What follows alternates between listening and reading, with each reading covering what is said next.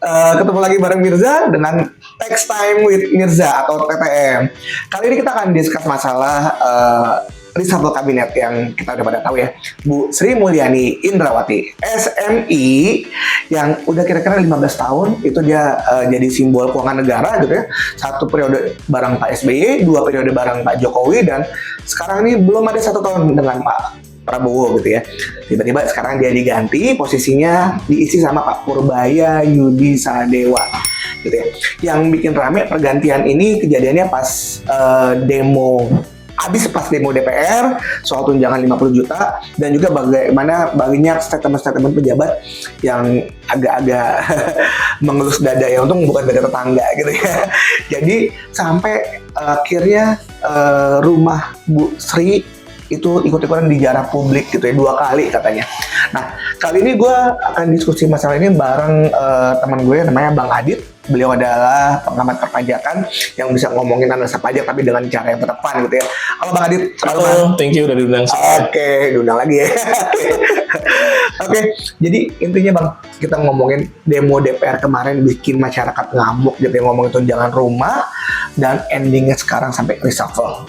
Ada 4 menteri yang diganti dan salah satunya Menteri Keuangan gitu ya.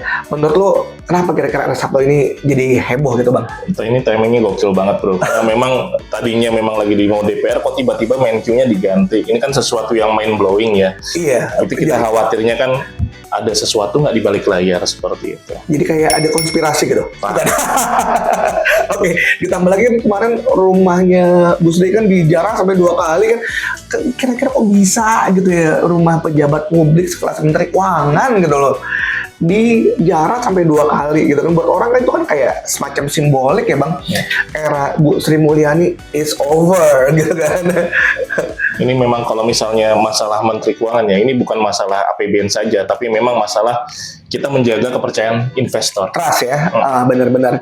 Jadi biar investor nggak ikut deg-degan gitu ya. Iya, harapannya ke situ. Oke, kita ngomongin masalah sosok baru nih pengganti Bu Sri Mulyani gitu ya, Pak Purbaya. Menurut lu gimana nih track recordnya? Kan pertama dari LPS, habis itu dia juga ekonom dari Dana Reksa sebelumnya kan. Tapi kan ngurusin APBN itu kan beda level Bang ya. Bener-bener. Menurut lu gimana Bang? Jadi memang kalau soal pengawalan finansial pasti ya beliau punya banyak track recordnya. Tapi kalau APBN ingat, itu bukan cuma soal angka, tapi juga soal politik. Dia sempat bilang kalau misalnya growth 8% is possible, very possible. Ambisius banget. Ambisius, itu bagus semangatnya, tapi agak bikin orang ini bisa nggak nih seperti itu. Itu bahkan yang kemarin dia ngomong di belakang ini setelah dia dilantik, bilang kan saya udah jago gitu. Itu agak-agak gimana gue dengernya gitu ya Bang ya. Ya kalau ambisi kan boleh ya, semangat boleh, mudah-mudahan, tapi jangan sampai kebablasan. Yang dia ngomong gini Bang, ingat gak lo yang 6-7%, dan kalau misalnya itu kejadian masyarakat akan lupa sama demo karena sudah sibuk cari kerja sama cari makan gitu ya. Pak, itu simplified banget gitu.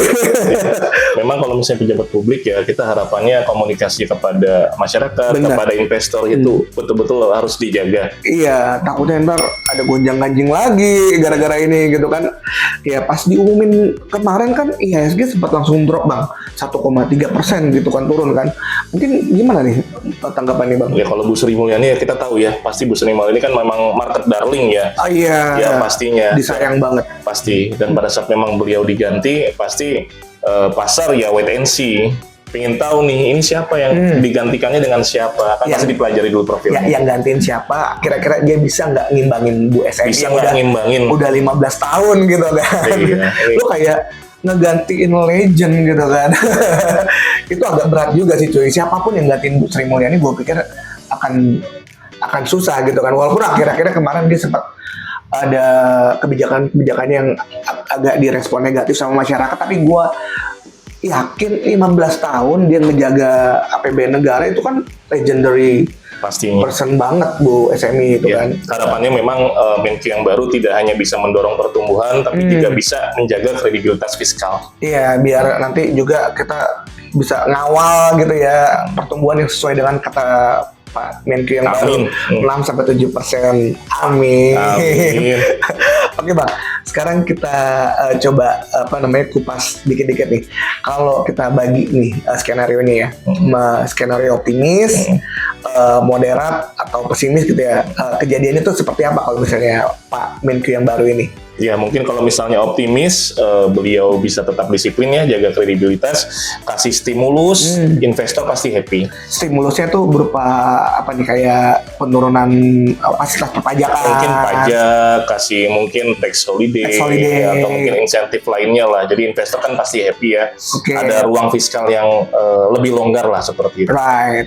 Kalau moderatnya mungkin gimana? Kalau moderat, defisit dilebarin, tapi mungkin ya dijagalah di taraf yang aman ya. Masih, yang penting growth-nya masih lumayan aja, tapi utang bisa jadi lebih berat. Oh, jadi apa nih, bisa nambah utang baru mungkin? Harapannya sih nggak ke situ ya. Mudah-mudahan jangan pertumbuhan ekonomi dari nambah utang lagi gitu kan, udah banyak juga ya. Udah terlalu banyak utang. Pesimis? Kalau belanja jor-joran buat politik. Utang makin meledak ya. Investor pasti nggak happy, investor bisa kabur. Jadi basically nasib ekonomi Indonesia itu tergantung dari gaya mainnya Pak Purbaya ya ke depannya dalam waktu 4 tahun ke depan gitu. Betul, Menkyu adalah salah satu orang yang diharapkan bisa jaga kepercayaan publik, tapi ya harapannya masih ada ya, Indonesia mudah-mudahan ke depannya lebih maju lagi.